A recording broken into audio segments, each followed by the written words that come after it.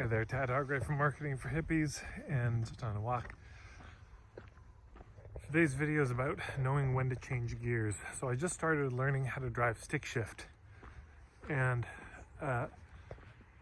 one of the hardest things for me, I learned on it originally, then I drove automatic until just a few months ago, was knowing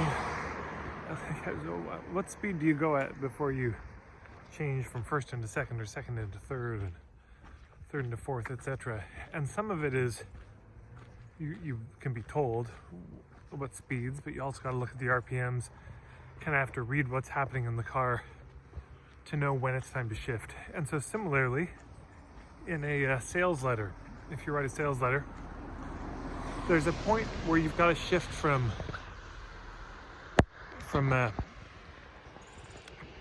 sort of empathy and the establishing relevance into credibility, and then you got to shift from that into the value.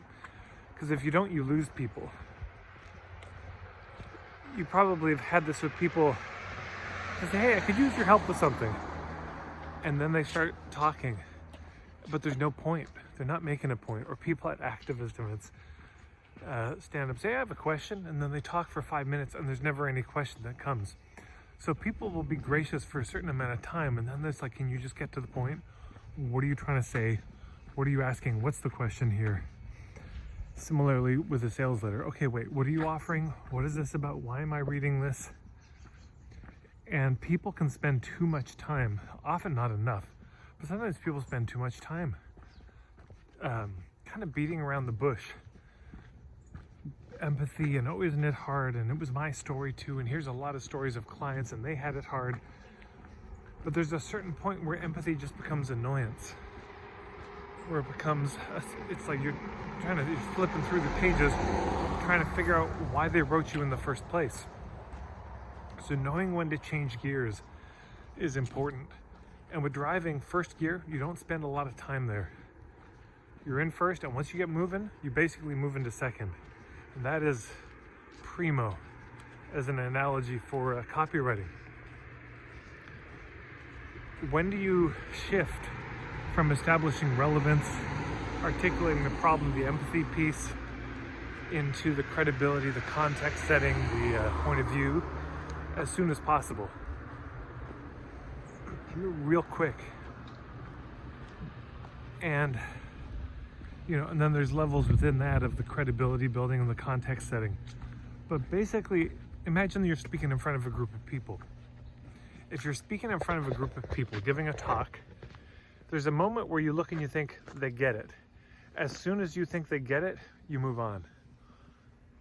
Because you don't want them bored. This is also the best advice with writing. Don't bore the reader. That's the one sin. Don't bore them. So if you're giving a talk, don't bore them. If you're writing a sales letter, don't bore them. Once you think they get it, you move on. Now, how do you know when they've gotten it? How do you know how much you need to write? Well, that's the art of it. That's why copywriters get paid the big bucks.